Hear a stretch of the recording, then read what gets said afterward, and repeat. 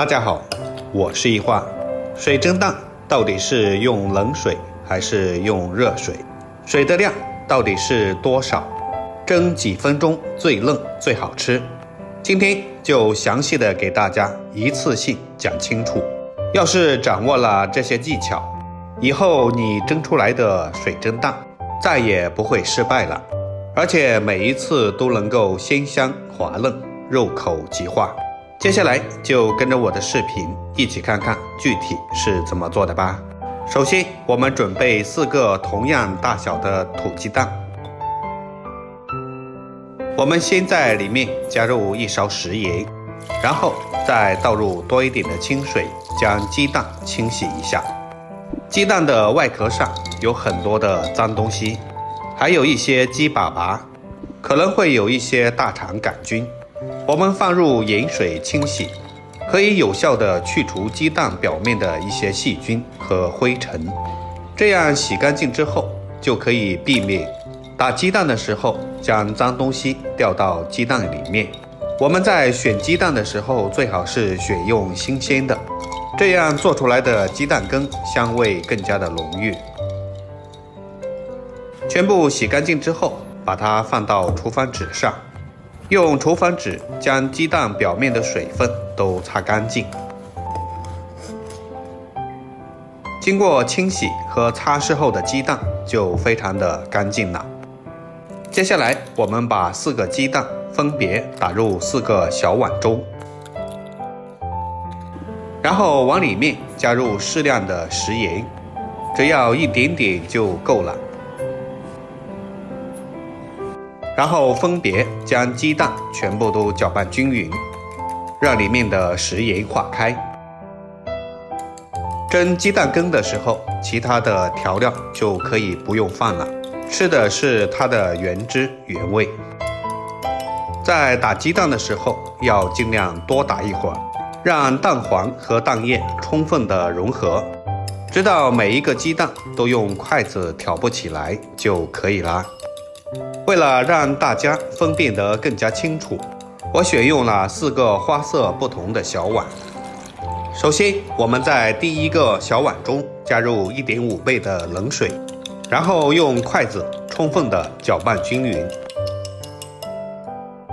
在第2个碗中加入一样多的开水，都要将它搅拌均匀。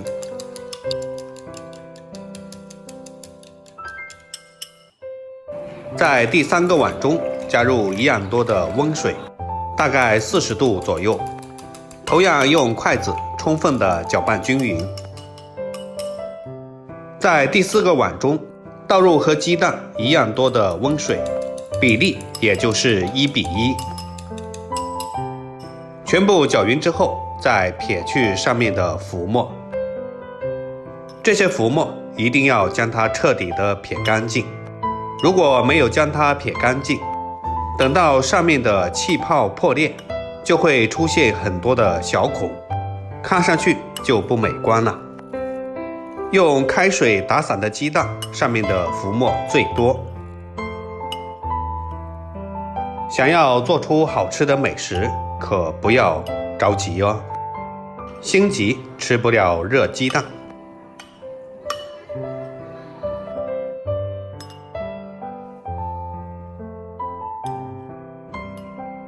蒸之前我们再确定一下，这个碗是冷水，这个碗是温水，这里是热水，最后是一半的水。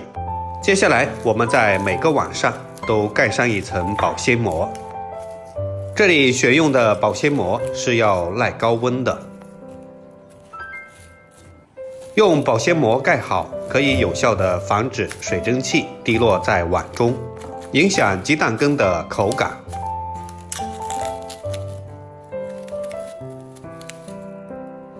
然后用2根牙签分别在碗的上面戳上一些小洞，这样有助于散气。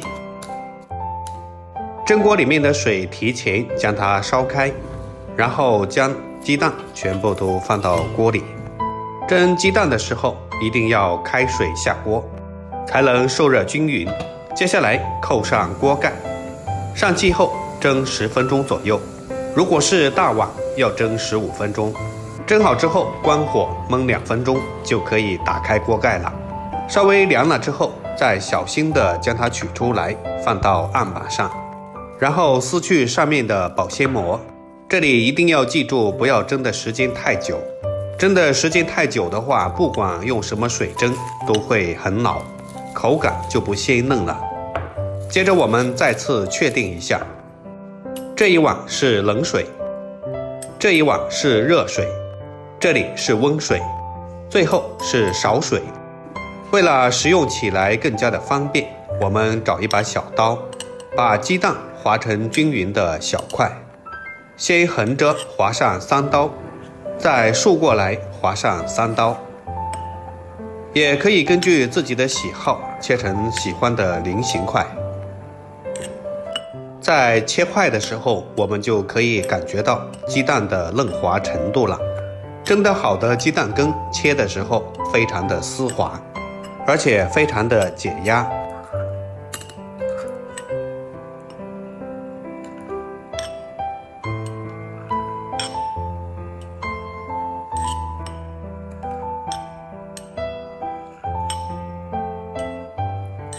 全部切好之后，我们在它的表面淋上一些生抽，再用勺子将它抹平整。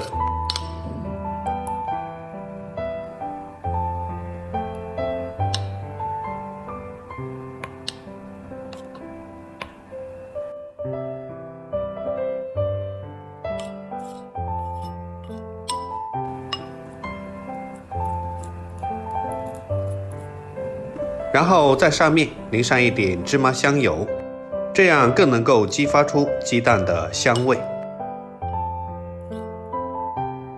最后再撒上性感的葱花点缀，我们的鸡蛋羹就做好了。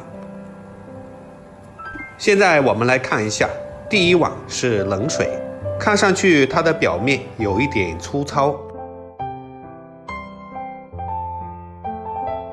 我们再舀一勺看一下，可以看到上面有一些小气孔，这就是为什么有的人蒸出来的水蒸蛋有气孔啊。接下来我们看到第二碗，这一碗用的是开水，这一碗表面都没有任何的蜂窝，看上去就非常的丝滑，舀一勺非常的 Q 弹，就跟水豆腐一样嫩，里面没有任何的气泡或者气孔。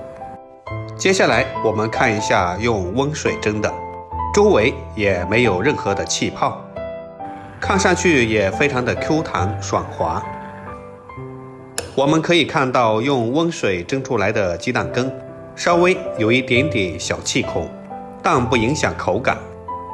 最后我们再看一下少水的鸡蛋羹，因为水分比较少，上面明显有很多的气泡，用勺子舀下去，明显要坚硬得多，而且上面布满了蜂窝，不管是从样子还是口感都大打折扣，所以水分一定要足。以后你要是蒸鸡蛋羹，最好是用温水或者是热水，开水下锅蒸10分钟，水量是鸡蛋的1.5倍。学会了赶紧收藏起来试试吧。好了，今天的视频就分享到这里啦。喜欢我的视频，记得点赞、关注、留言并转发哦。我们下期视频再见，感谢您的支持。